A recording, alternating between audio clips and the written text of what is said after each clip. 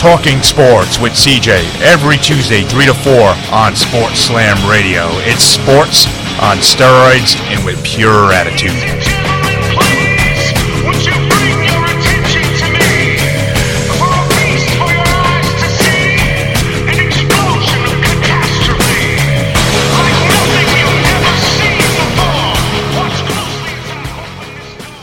Good afternoon, everybody, and welcome to Talking Sports with CJ and Fonz on this Tuesday afternoon.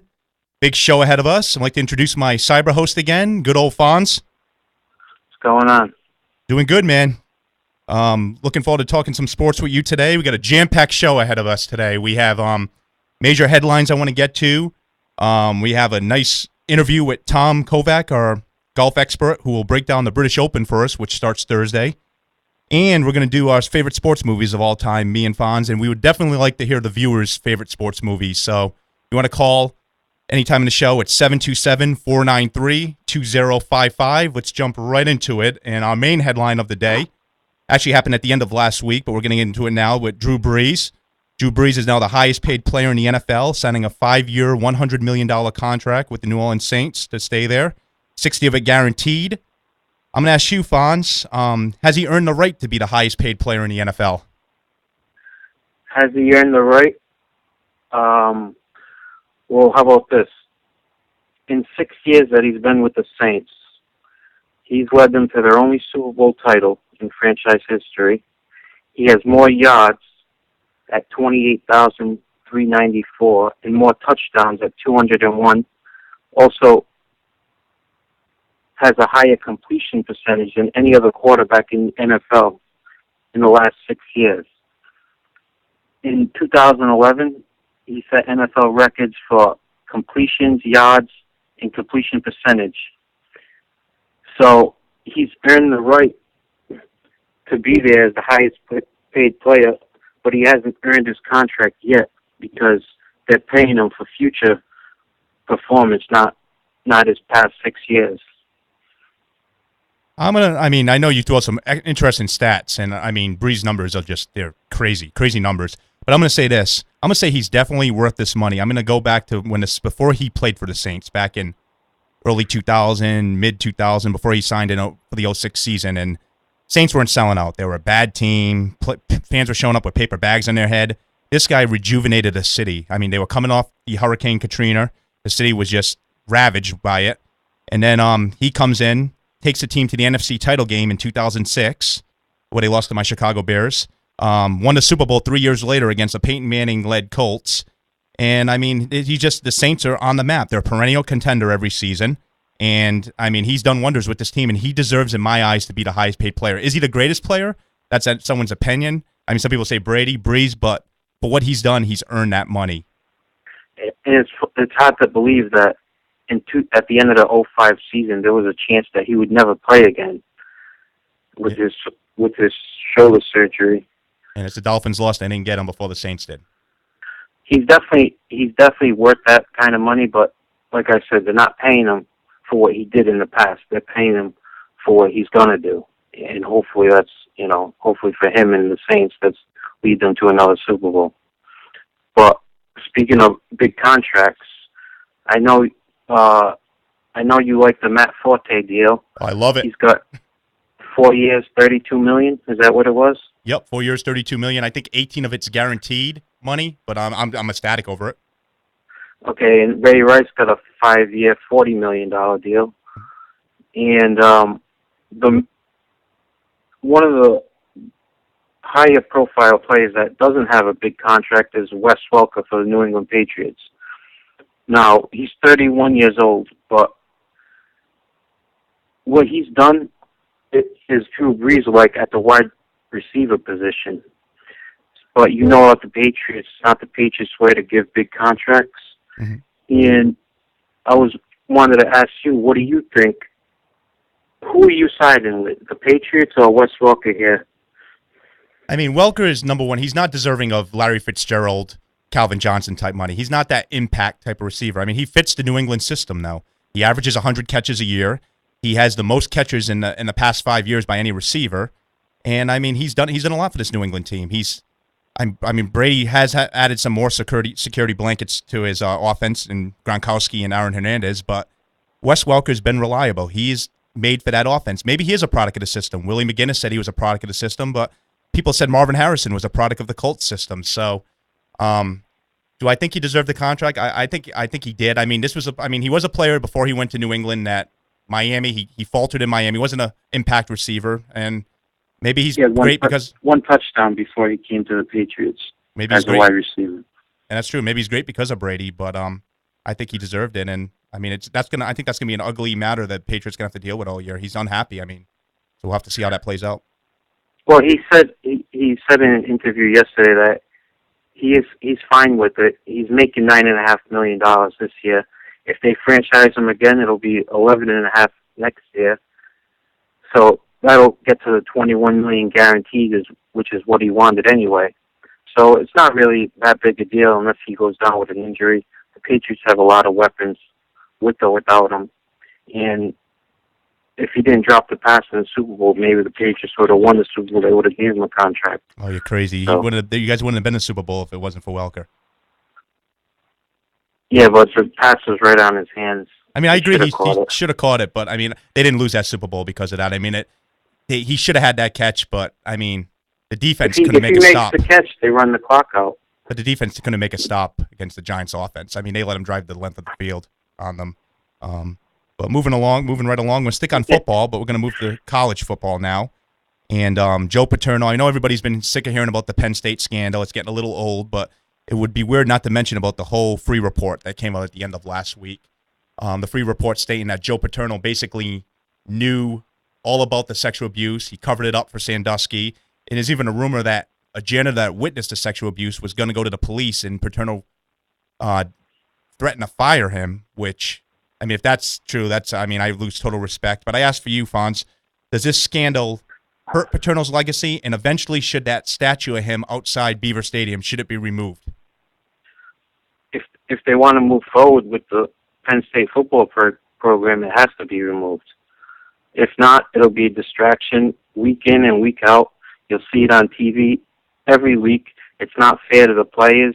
It's not fair to the students or the people in that area. It's time to move on. Take down the statue and try to rebuild the program. I'm going to agree with you, and I find it funny. It was a mural of him outside the stadium painted of him with a halo over his head, which was removed, which, I mean, had to be removed. And then his name was removed from the child care center in Oregon for Nike. And, I mean, you can't keep a child care center name with his name on it. I mean, that doesn't look good. So, it's a very ugly situation. And now the family is investigating the free report. So this is not going to end anytime soon.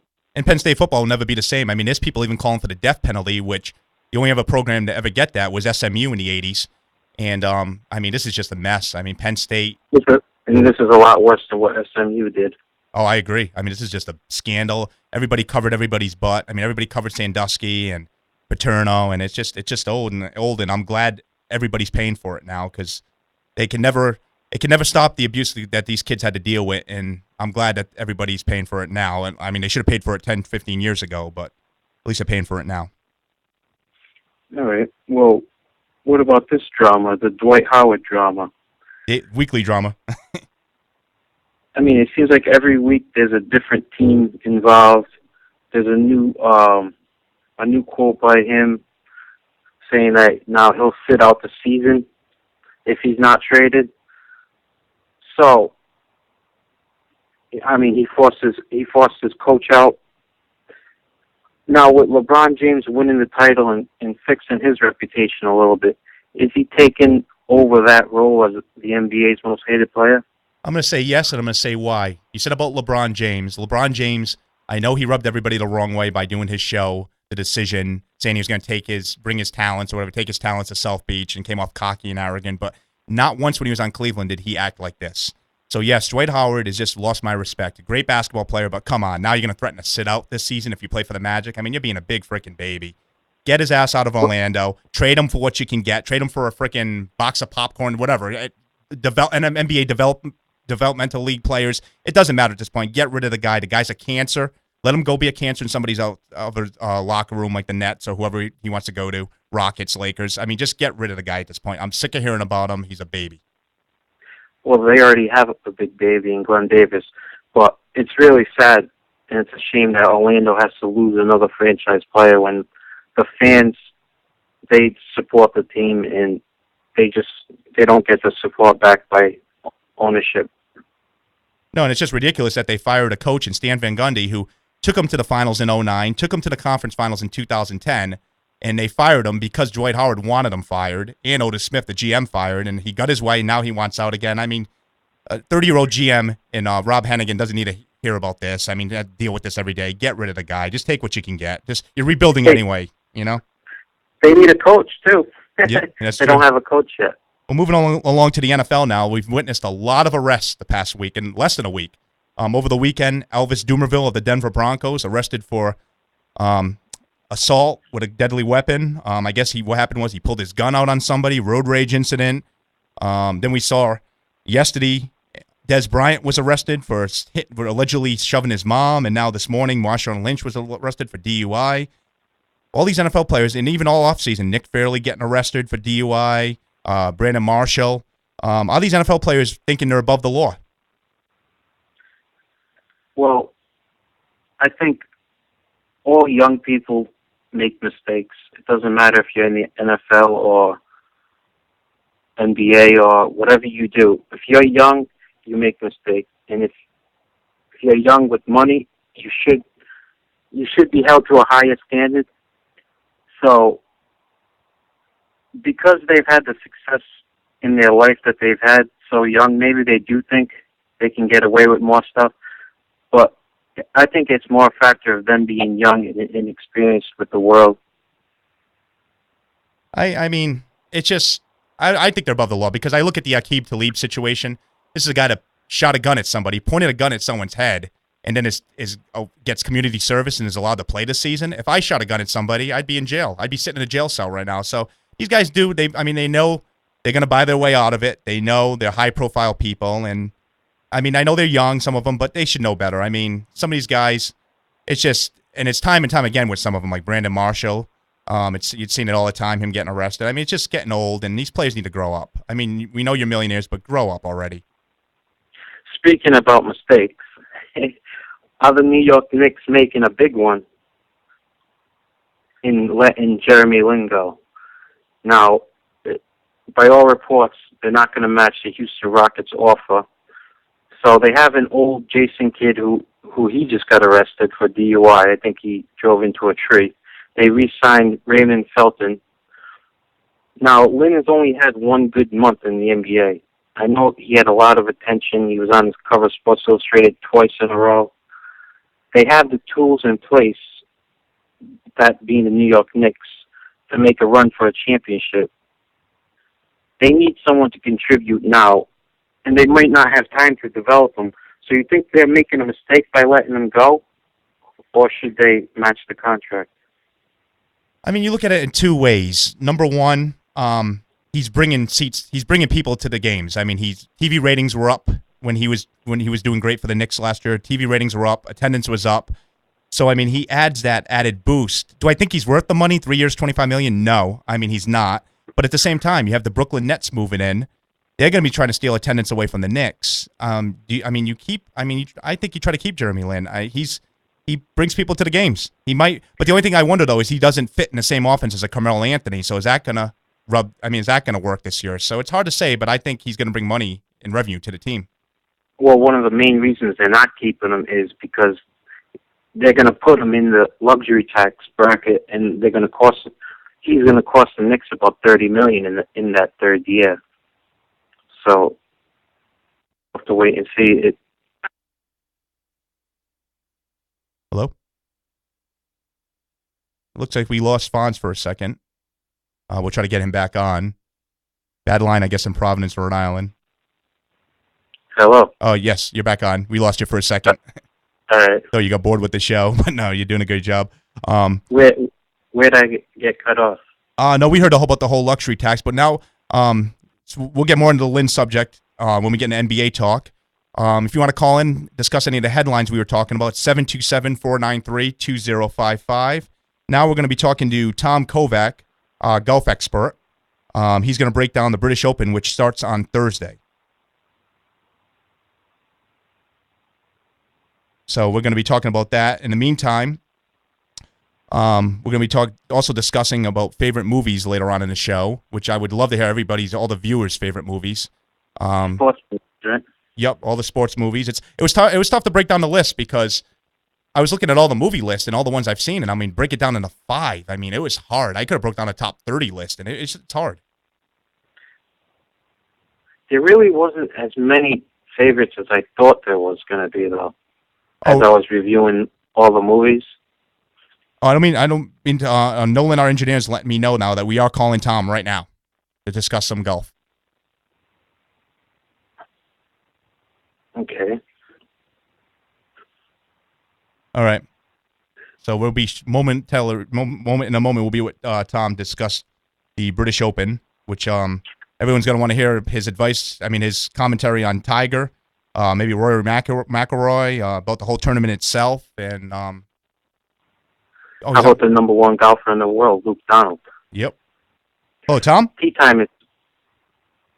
Tom? Tea. Tom, you on the air? With CJ and Fonz? We'll try again. What were you saying about Luke Donald? Well, he's actually the number 1 rated golfer in the world right now.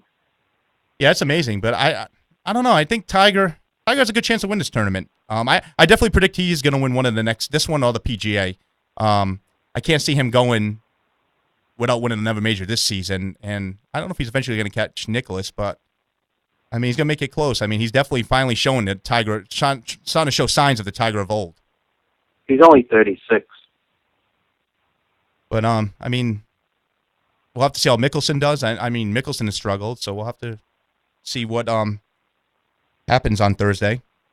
They start at 4:54 a.m., I believe, Eastern time. Mm-hmm. But that's what time coverage starts on ESPN. And it's always one thing I always notice about the British Open. It's always like, even though it's July, it's always like 20 degrees, freezing rain, high-ass grass. You know, the grass is so damn high. It's one of those different type of tournaments. But, I mean, I rank it on my list. It's probably my 4th least. I rank it number 4 on my list. I like the Masters. I mean, that's the biggie in my eyes. And U.S. Open number 2. Tiger's won this 3 times. Yeah. He's going for a 4th one. Okay.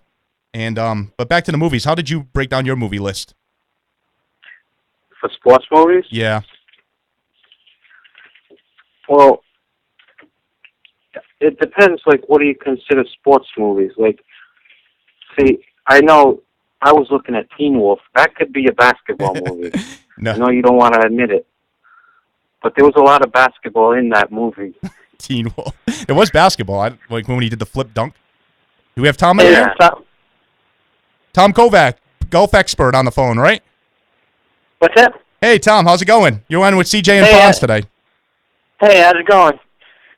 You are a golf expert. I mean, we follow golf a little bit, but you know more than we do. And we want to hear your insight and what you feel is going to happen this coming weekend at the British Open. So, obviously, the big question coming into the British Open is, of course, Tiger Woods. I mean, what would be different?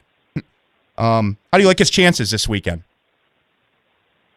Well, you always have to like Tiger's chances. I mean, he's won 3 times this year. I mean, he's coming in really confident, and he's got, 3 British Opens already. However, I'm not as high on Tiger Woods maybe this week as maybe some of the other experts are for a couple reasons.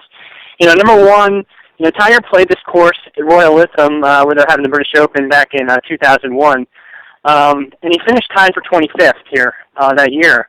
When we're talking 2001, we're talking when Tiger Woods was in the strongest run of his career. Between 2000 and 2002, he won 6 major championships in 9 tries. Mm-hmm. And right in the heart of that was this British Open at Lytham, and he finished tied for 25th. So it wasn't his strongest performance. Secondly, Royal Lytham has been shortened to a par 70 this year, and one of the things about Tiger Woods I've always known is, he hasn't had the strongest track record on a par 70. The difference between a par 70 and a par 71 and a par 72, par 70 traditionally only has 2 par 5s. Tiger Woods usually fares better in majors on the par 71s, par 72s, which, Tiger Woods beats up par 5s. And on a par 70, he's only won two of his major championships on a par 70 layout out of 25 tries. So, that's another thing that's coming in maybe against him. And the third reason, maybe most important, Tiger Woods, Royal Lytham it's not Bay Hill, it's not Muirfield, it's not Congressional. I mean, these are some courses that, he's fared, he's won the last few years that he's fared really well on. There's not that familiarity level at Royal Lytham. One of the telling stats is Royal Lytham has 205 bunkers this week. And, Tiger Woods has struggled with sand saves. The sand save percentage on the PGA Tour this year is tied for 98th. He didn't fare well at Olympic, getting up and down, over the weekend. So, I'm still waiting to see how Tiger, unless he's done really well, at some of the more familiar tournaments, but it's been a while since he's really won a golf tournament, maybe a layout that really, he didn't really suit him. So, it's going to be interesting to see. I'm not saying he's still a favorite this week, and, I still, kind of like his chances. I may not be as high on him as, I usually am for a major championship. I wonder if his mind's going to be on porn stars or golf. That's what I wonder. Well, it's a good question. Last... 2 years ago, I know where, 4 years ago, we know where it was. But, maybe, hopefully, he's trying to focus a little bit more on the game. Well, he has won this tournament 3 times. So, and I think the last time he won it, he was paired with Sergio Garcia in the last round, and I think he opens with him. I don't know if that's accurate. Yeah, in Hoylake. Yeah, that was, he's playing with Sergio again. Yeah, I remember that 2006 at Royal Liverpool. That was the year, he won, and he had a great 18th hole moment where, his father had passed, and, this one was really his first major win. And he played with Sergio, and I just remember Sergio just playing. Sergio's never played good with Tiger, especially on, on weekends of major championships. And, Tiger Woods just had an amazing Sunday at 2006 at Hoylake. Right. So do you see him win? If you don't see him winning this major, do you see him winning a major soon? Oh, absolutely. I mean, I think for sure he's going to win another major. That's not a question. He's going to win one. Maybe it's PGA, maybe next year. I don't know if he's going to break Jack's record. I know there's a lot of talk about, if he's going to beat Jack Nicklaus's record or not. I think he's going to win another major. As far as breaking Nicklaus's record, if, and this is a huge if, and I have a lot of doubts on it, if he can stay healthy, and avoid distractions, off the course. And yeah, I think he's got a good chance. But, you're talking the last 4 years. Tiger Woods has had 2 knee surgeries. He's withdrawn a couple tournaments with a neck issue, with an Achilles heel. He's had distractions. And it just seems like, I don't know. He's not getting any younger. His injuries are popping up. I don't know, if he can stay healthy here these next 10 years. He's not getting any younger. Once he hits 40 years old, too, he's going to be out of the prime of his career. I mean, Jack Nicklaus only won 1 major championship after the age of 41. Is that 1986? So, well, I don't know. I think it was 86, Nicklaus won. I'm sorry to interrupt, but yeah, I think it was 86. Yeah, 86. And he was 46, but, that was his first major that he won, since, 1980. And the major he won before that was when he was at 40 years old. So, I just don't know. I think getting to win major championships is getting harder to win now. The game is getting so much deeper, and I just don't know. He's not getting any younger, and injuries are. He's gotten hurt a lot here these last 4 years, and it just seems like every time he tries to come back from an injury, he starts to get better, and then maybe something else pops up. Because when you play golf and you come off an injury, especially a knee surgery, it's so tough to come back from. It takes a long time. And, the last 2 knee surgeries he's had, it's taken him a good amount of time to try and come back, and get back to a pretty good level. Okay, I know everyone loves to talk about Tiger, but in the last 15 majors, there's been 15 different winners. In the last 5 majors, there were first-time winners. So why is this happening? Well, the game is just so much more global and deeper, than it ever has been. The game has never been this deep and this global. Take, for example, 20 years ago. If I were to ask anyone who, name a golfer from England 20 years ago, everyone would say Nick Faldo, and that's probably all they could name. Now it's Luke Donald, Lee Westwood, Ian Poulter, Paul Casey, Justin Rose. I mean, for crying out loud, Northern Ireland is winning more major championships, it seems, lately than the United States. South Africa, for the long time was Gary Player. Then Retief Goosen and everybody else came along. Now you've got Louis Oosthuizen, Charles Schwartzel, Trevor Immelman winning major championships. Tim Clark, one of players. Sweden is coming on the maps. Korea, there's players coming out of Korea, players coming out of South America winning majors. So, it's just the game has gotten a lot more global, a lot more deeper, and, it's nothing against these major champions that are winning. I mean, these are some good, strong players. It's not like 10 years ago when you had, Sean McKeel and Rich Beam, who were, no names winning. Webb Simpson just won the British Open, the U.S. Open. Not many people know this, but Webb was ranked 6th in the world, back in March. He was almost Player of the Year last year. And he's won a few times in the last year. So he's a very, strong player and part of a deep field. He just wasn't picked by a lot of people. Bubba Watson, who won the Masters, won 4 times, in the last couple of years. Darren Clark, who's the defending champion at the British Open, for a long time was one of the best players in the world who had not won a major. His wife passed away, and, unfortunately for Darren, his game kind of dropped off, but, he got it back last year. So, the game is just, we're in an era right now where it's like football. There's a lot of parity, but, there's a lot of good golfers winning majors. They're just not, the same guys over and over again. They're new names all the time. Yeah, even you have like Angel Cabrera, who was like a chain smoker. He won 2 events, so I mean anybody can win. Yeah, he won 2 majors actually. Yeah, he won the U.S. Open in 2007 and the Masters in 2009. So, but that guy can bomb it. I'll tell you that, Angel Cabrera. I think he smoked at every hole though. When I was watching, he was like smoking at every hole. I know. You look at him, and you don't think he's the kind of guy who would win a major championship, but he's smoking his way across the golf course. Yeah. But the guy can play. The guy can hit it far. I'll tell you that. All right, Tom. We're seeing, I mean, with Rory McIlroy, everybody, I mean, last year he had that great year, and everyone's saying maybe this is going to be another type of guy that can compete with Tiger all the time, and he struggled a little bit this year. But do you have any bold predictions for the British Open? Who do you think is going to win this Sunday? Well, lately trying to predict a winner for a major championship has been trying hard. It's been harder to predict a winner than for like a trifecta, the Kentucky Derby. I mean, it's been hard to do. I mean, look at 5 of the last 6 major champions. Charles Schwartzel, no one picked him. Darren Clark, no one picked him. Keegan Bradley, Webb Simpson, Bubba Watson, that went under the radar. So, these are the kind of guys that are winning major championships. As far as some predictions this week, I think weather is going to play a factor. Oh, it's always like 30 degrees. How you do in the draw, where you are in the draw. It could be at the British Open, you could be playing in the morning when the wind is blowing 30 miles per hour, and then in the afternoon, it's calm and nice, and, the guys playing in the afternoon will have the better, luck of the draw. So, weather, they're predicting bad weather this week, more rain, more than wind. If you look at the golf course, the rough is high. They've got a lot of rain in England. The rough is predicted to be very high. I've seen some video there. The rough is going to beat these players up. Between the rough and 205 bunkers on the course, you're going to see some carnage. And if you don't, it's going to be a guy who wins. It's going to be a guy who hits it straight and stays out of trouble. As far as who will win, it wouldn't surprise me. I think it's going to be maybe another guy that is going under the radar, just like we've had a really strong player that not a lot of people are talking about.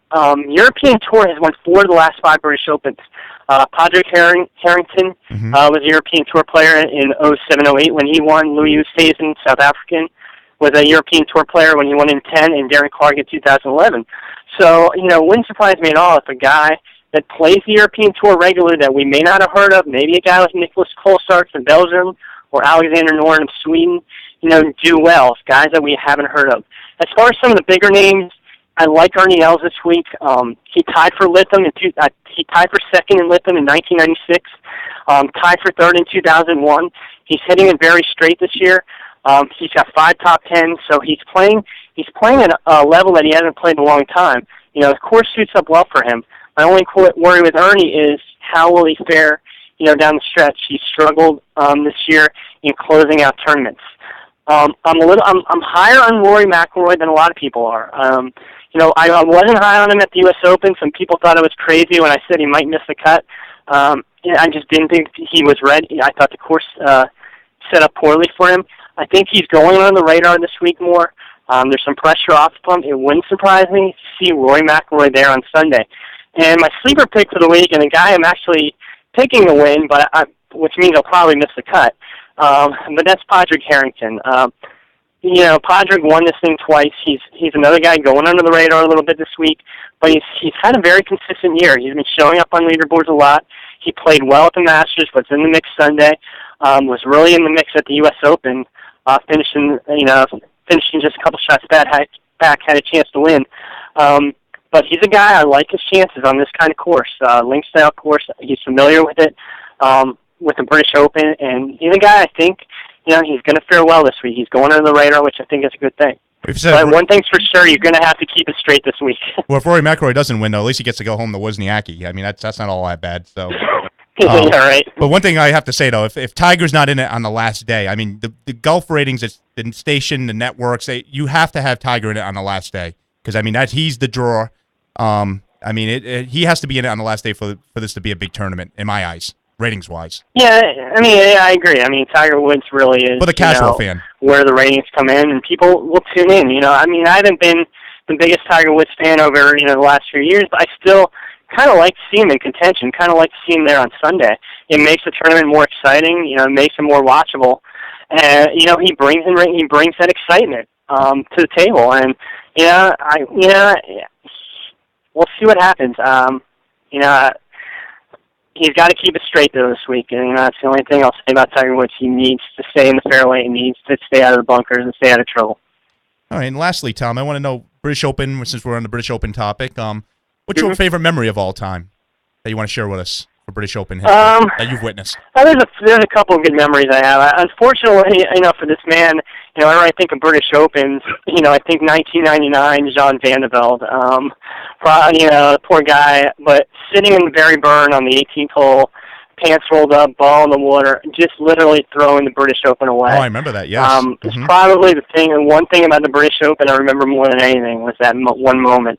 My favorite British Open memory probably was 1993 when Greg Norman won. I was a big Greg Norman fan growing up, and in 93 you had, the British Open, and going into the final round you had like a star-studded leaderboard. Greg Norman, Nick Faldo, Bernard Longer, Corey Pavin, John Daly. It's like the equivalent of having Tiger, Rory, and Phil Mickelson going at it on Sunday. It just never happens. And Greg Norman, who was my favorite player growing up, shot a 64 on Sunday at St. George's and, went past Nick Faldo, was dueling with Nick Faldo and went past him and won that British Open. And to me, that was probably my favorite British Open memory. 2009 with Tom Watson, sadly, it was, a memory that, that'll stick in my head for a while. And I think we all were rooting for Tom Watson to win that year. And he just came up short on the 18th hole. And probably Tiger Woods' blitz in 2000 when he not just went through Pebble Beach, a couple months before, but then came to St. Andrews and just blitzed the field. Well, cool, Tom. Well, we'll definitely be watching this week if we can get Fonz away from the computer to watch. But all right. I'll be tuning in, and we'd definitely like to have you on for the PGA Championship preview later on in August. And thanks for coming on the show, and we'll talk to you next time. All right, CJ Fonz. You guys have a good one. You too. Yeah, thanks a lot. All right. Bye. Yeah. All right, we are going to take a break. If you have any questions after the break, it's 727-493-2055. When we come back from the break, we're going to talk a little NBA. We're going to talk a little bit of Major League Baseball I want to get into with the whole Bobby Valentine, Kevin Youkilis thing. We want to talk about the Cincinnati Reds. And then finally, we're going to talk about favorite sports movies of all time. And maybe we can hear some of our viewers. So we'll talk to you after the break.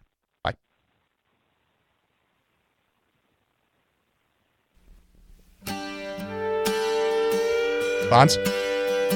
Oh.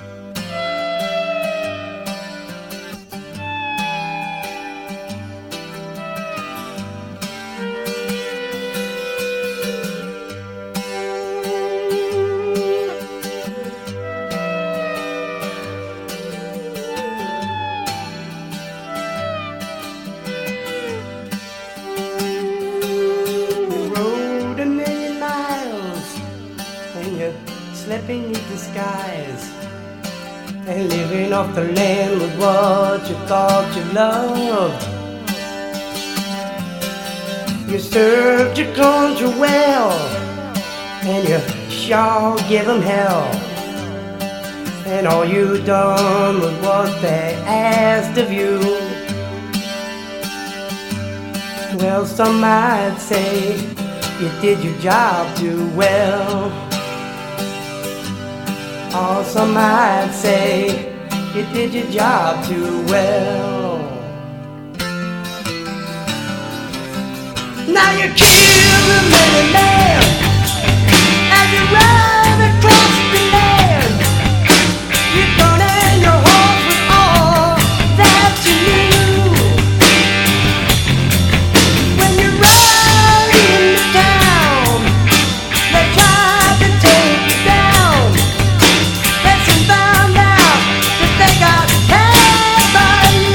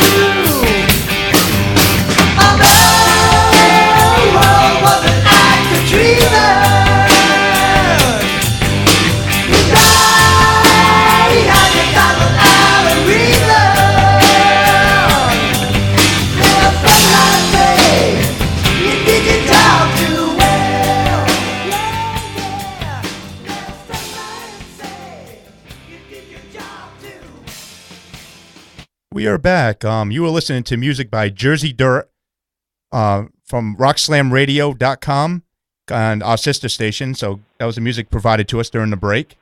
And now we're going to jump into some Major League Baseball. You ready for that, Fonz? Yep. Hello? Yep. Can you hear me? Trying to get Fonz back on. Fonz, can you hear me?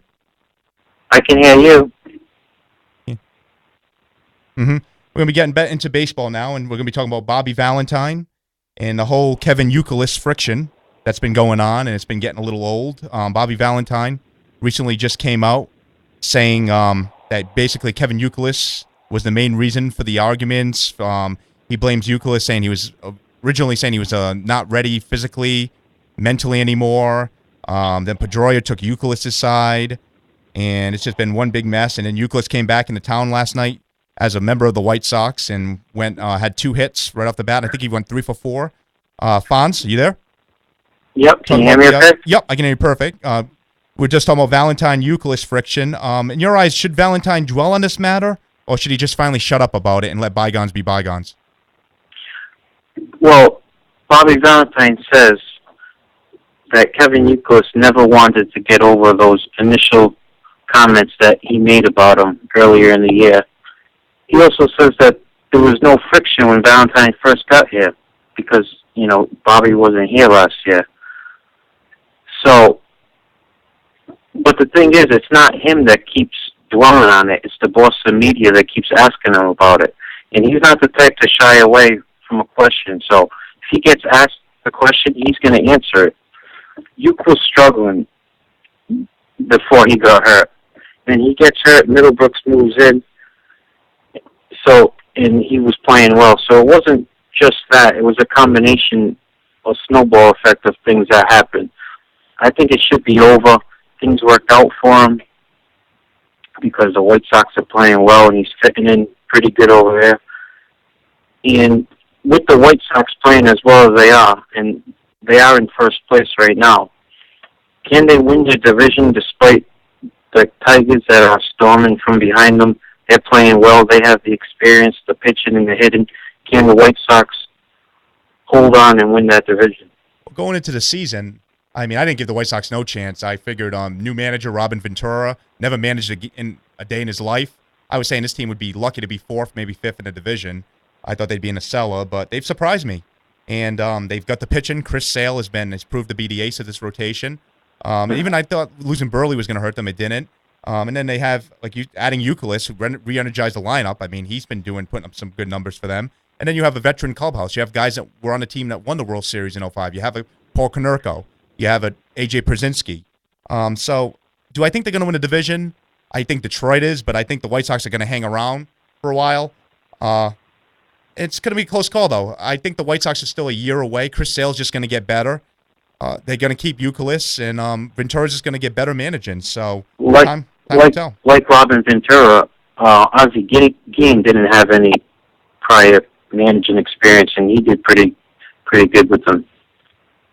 No, I agree. And Ozzie Guillen, look at what he did. I mean, he won the World Series his second year with the team. He won the World Series. And Chicago's a tough baseball city. I mean, I'm a Cubs fan. The White Sox maybe don't get as much attention as the Cubs, which they should, because the White Sox are usually a pretty good baseball team. But we will soon tell. I still think the Tigers, though, the lineup is too much in the lineup, too much power. Miguel Cabrera, I think they'll be the division champs at the end. But moving right along to another surprise team, the Cincinnati Reds, who won the division 2 years ago, right up at the top of the division again with the Pirates and the defending World Series champion St. Louis Cardinals.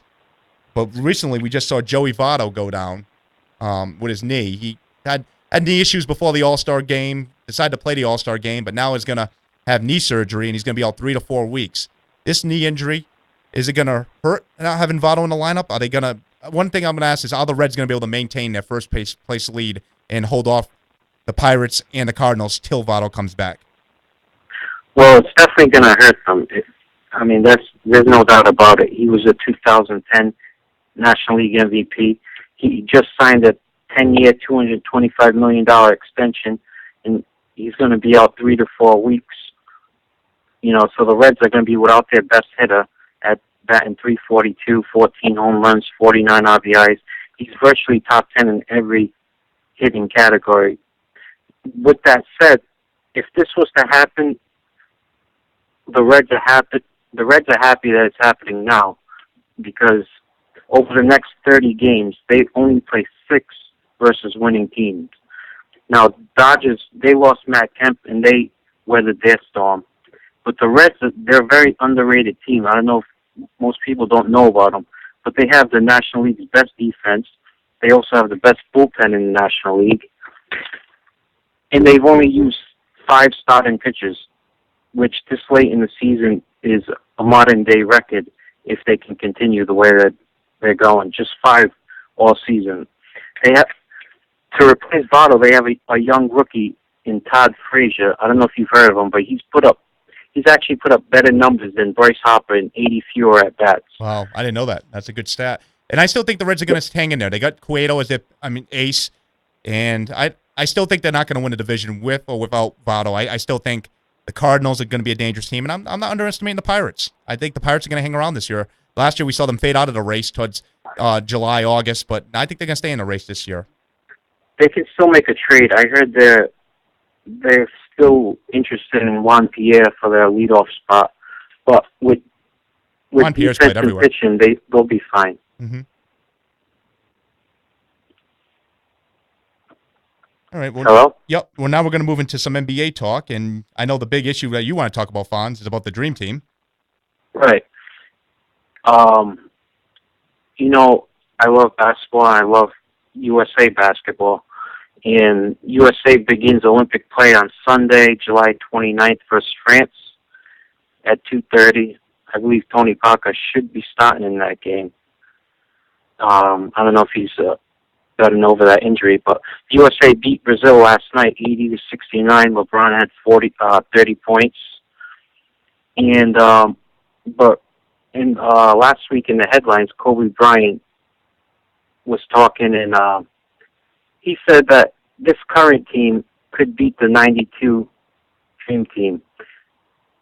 Now, I don't think they could beat the '08 team because the '08 team had Derrick Rose, Wade, Howard, Bosh. So, and I don't know if you heard Michael Jordan said for him to compare those two teams is not smart. And Charles Barkley said only Durant, James, and Kobe would have made the '92 team. What do you think of those comments, and how do you think they would fare against the '92 Dream Team? Well, I watched last night's game exhibition. I know it was an exhibition game against Brazil, and they were trailing by 10, the United States, at the end of the first quarter. They ended up being up only 7 with, 5 minutes to go? If I can recall, in the fourth quarter of the Dream Team, the original Dream Team, were they ever not up 30? I believe their average margin of victory was 27. I think, that. So what I'm saying is, I think Kobe's bite is. I'm a huge Kobe fan, but I think he's talking out of his ass in this one.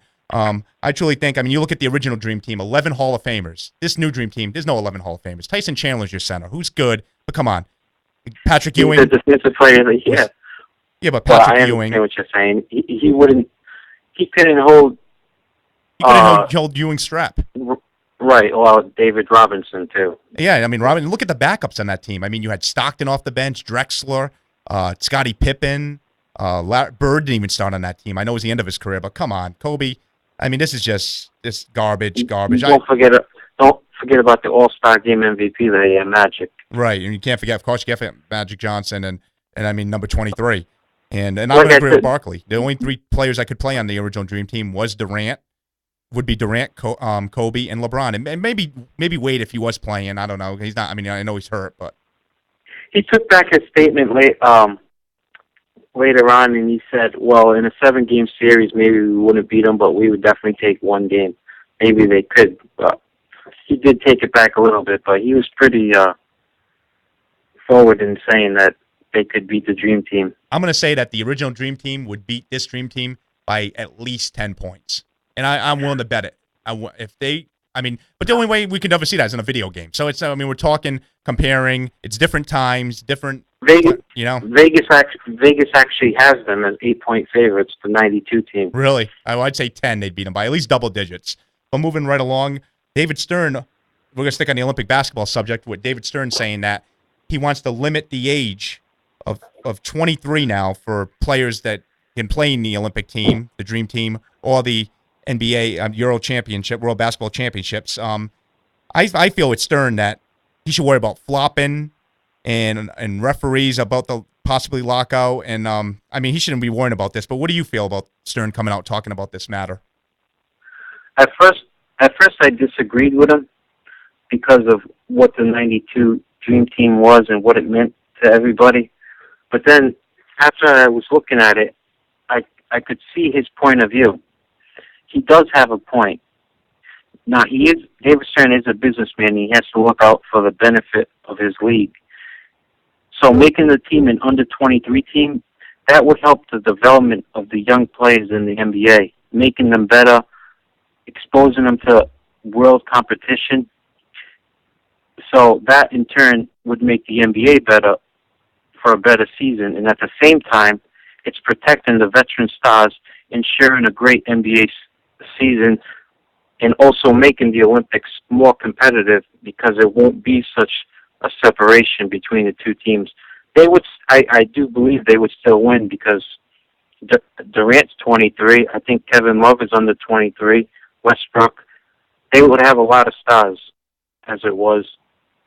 Well, I see where Stern's going with this. We're seeing players get hurt more and more. Not just in the Olympics, but we're seeing players that are at the end of the season. Dwight Howard go down. D Wade's hurt. So I can see where he's going with that, but I don't know about you. I mean, I respect some of the players. I mean, Durant, of course, I'm going to watch, but some of the players that are in their 20s or 30s, like LeBron, Kobe, I'm wanting to see them in the Olympic team. So, I mean, I know under 23 might be good. It might save some of these players, but I'm talking about ratings. People want to see the Kobes, the LeBron James, the older players in the league. Well, I'm going to watch regardless, and I don't think the NBA players care about that because they're not getting paid. So they love being there just to be there. Well, didn't and D Wade chance want to get paid though? represent their country. D Wade wanted to get paid for this though, didn't he? Wasn't he saying? And then he said he didn't say that. I mean, that's garbage. If you think you're gonna get paid to represent your country, I mean, in basketball, that is crazy talk. But what I'm saying about Stern is, I agree what he's saying, but worry about the matters with the NBA. Flopping is ridiculous. Jeff Van Gundy ripped it. I mean, it's getting old. This flopping, guys falling on their butt for no reason, acting jobs. The Heat pulled the best of that this year, and the whole referee situation. So that's all I have to say about that. You know. Is Jeremy Lin on the 23? I'm not sure if he is, but I don't know if he would ever make an Olympic team. We talked earlier about the contract he got in Houston and that how the Knicks probably aren't going to match it. If he does go on and play in Houston, will he develop into a good NBA point guard? Like, do you think he'll be an all-star? What do you think he's going to do? I don't know if people want to disagree with me. It's by calling 727-493-2055. But I truly believe, I mean, I think he's going to help the Rockets. I mean, we're talking about a team that was 34-32 last season, was on the fringe of making the playoffs behind Utah. He's going to make them better, but look at the players surrounded by him. I mean, you don't have great players. You have Chandler Parsons. I mean, they drafted Jeremy Lamb of Connecticut. But he's definitely going to put butts in their seats in Houston. I mean, we saw when Yao Ming went there. I mean, there's a lot of Asian following for the Houston Rockets, so he's going to make them more watchable. TV ratings will be up for the Rockets. I mean, I'm going to tune in if he plays for the Rockets if they're playing at night here and there. So, but I mean, make a playoff team. He has a lot to prove, not just to his fans, but to the other players in the league. In my eyes, they're lucky to be an 8 seed with him. Maybe I wouldn't say no more than an 8 seed. Possibly, they might be a little better with him, but not a whole lot better. Okay, if he doesn't get voted in. We lost Fonz is off the. We must be having a bad connection today. Okay, I'm here. You're here. Okay, I lost you for a second. Where did I leave off? No, we were just talking about the whole Lynn. You were talking about, just basically, we're just talking about can he make the Rockets better and all that. And I didn't get much of what you said in your statement. Okay, do you think he'll make an All-Star game? And if so, how many? I mean, you look. There's so many good point guards in the Western Conference now. I mean, I think eventually he will, but I wouldn't say more than 1 or 2. It's hard to say if he's going to fit that system. I mean, he fit the Knicks system at the time, but I mean, we're talking about a guy that wasn't drafted, a guy that was signing 10-day contracts before he went to Knicks. So we got to keep that in mind too. Yeah. But now we're going to be talking about our favorite movies, and we'd like to hear some of our viewers' favorite movies at 727-493-2055. We're going to break it down top 5. Start with number 5 for me. I'm going to give an honorable mention to the program with Steve Latimer. I mean, smashed his head against the windshield. I mean, that's my honorable mention. Didn't top the top 5, but Remember the Titans is my top 5 with Denzel. Just remarkable story. What's your number 5 movie? Well, my honorable mention would have to be probably maybe Cool Runnings, but if not, number 5, Space Jam. That was a fun movie, Michael Jordan, all the stars, and it was a box office smash, so you have to put it in there. And why the hell I mean, I love the movie and all, but why was Newman from Seinfeld in that movie? What was he doing? The guy's 400 pounds. No, I mean, doesn't look like he's touched a basketball in his life. Why was Sean Bradley in that movie? Well, at least he's a basketball player, but Newman? I mean, that was ridiculous. I could never understand that part in that movie. Like, what was he doing? Was he like a bench player or a cheerleader or something for Bugs Bunny or some crap? I don't know. Well, I think he was a villain, so. All right, number 4. Well, I wanted to put Rookie of the Year in there, but I can't. I mean, with the whole Cubs thing with Henry Rowan Gardner and stuff, but I can't add that in there. I mean, I could be realistic. So my number 4 movie, I'm going to stick on the baseball side, is Major League. I thought that was just funny. I can watch that movie over and over again. It has Charlie Sheen. What's not good with Charlie Sheen? So that's my number 4 movie, is Major League. Mine would have to be White Men Can't Jump. Sticking with basketball, Wesley Snipes, Woody Harrelson. They play street basketball con men. It was a good movie. I like street basketball, so it was cool. I just like how everybody gets hustled in that movie, but nobody gets shot. You know, like they're playing in the hood, and nobody's getting shot. Everyone's hustling people out of money, you know, but nobody's. There was guns drawn. There was a couple guns drawn. Yeah, I don't know. But number 3 is my number 3 movie is going to be Hoosiers. Hoosiers is a movie, and a fact about that movie that I don't know if you know, Fonz, but originally Jack Nicholson was asked to do that movie as head coach. I mean, we know Nicholson's a huge basketball fan, Lakers season ticket holder, but Gene Hackman ended up taking the role after Nicholson turned it down. So that's a big movie. I mean, it's about Hickory High School, this little-known school. I mean, gets in the state tournament for Indiana, which is a big thing there for basketball, and wins the whole tournament. I mean, you've seen that movie. You must be a fan of that movie. Yeah, it was a good movie. I think Hackman would definitely played a better role than Nicholson. What's your number 3 movie? Sticking with the basketball theme, Above the Rim. It was about a high school basketball player attempting to go to Georgetown, and then Tupac was in it. He was the gangster. He had his hand on the kid, and then it was a really good movie. Yeah, the kid ended up signing with Georgetown, right? Yeah, Main character in that movie. That was a good movie. I remember watching that movie, and that was a very good movie. Tupac was in it. He played excellent role in that, and it's about this kid that makes it to Georgetown from a poor family, and I agree. That was a great movie. You know what? Probably my top 2 are going to be by you knowing me so good, but my number 2 movie is Rudy. I'm a big Notre Dame football fan. I think it's the only movie other than Ghost to bring a tear to my eye. No, I'm just kidding about the Ghost part, but Rudy did bring a tear to my eye. I'm not gonna lie. Every time I watch it, I still. I don't know if you should admit that, but my number 2 is also Rudy too. You cried during it too. Actually, 1 and 2 is probably the same. You told me you shed a tear during that movie. That's not true. I never said that. You did say E.T. though, the extraterrestrial. That one you did shed a tear. I don't even remember E.T. You forget what you tell me sometimes, man.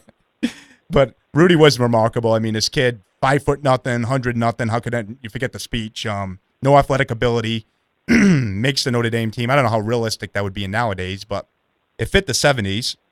Gets in the game. Rumor has it that's not true. That's not a true story though. But he didn't get a sack. I heard he didn't get the sack. I heard he dressed, but he never. I believe he never got in the game. Well, he was in on a special teams play, something like that. Yeah, I think it was like the ball was like kicked out of bounds or something. So he got to run like 10 yards upfield. But I guess it's better. I mean, I wish I could say that. Drum roll for the number 1.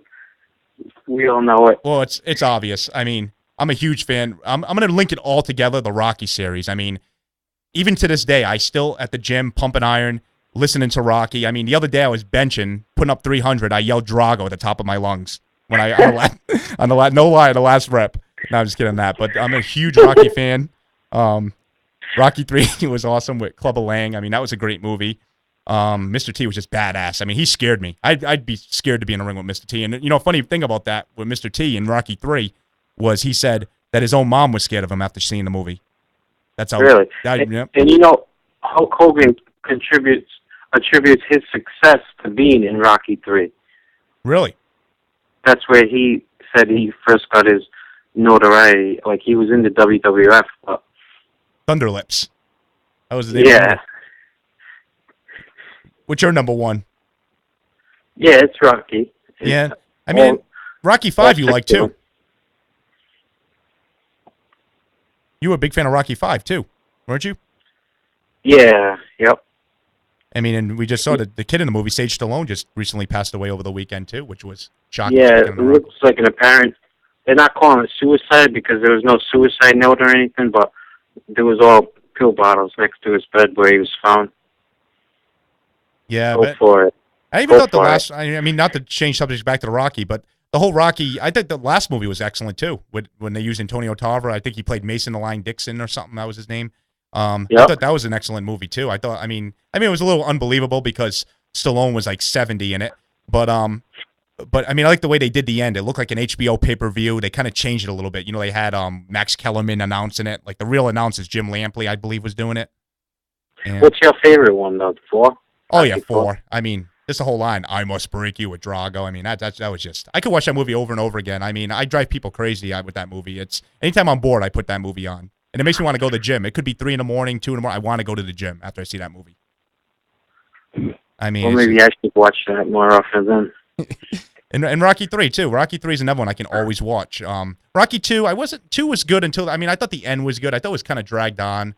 Rocky 1 I liked. It was more like the prelude. How he got into boxing and all that. But I feel the most action packed ones were 3 and 4, in my eyes. If you're looking for the action packed training scenes, Yeah, I like Rocky 1. That was my favorite. I don't know It was a love story. It had everything. Had everything in it.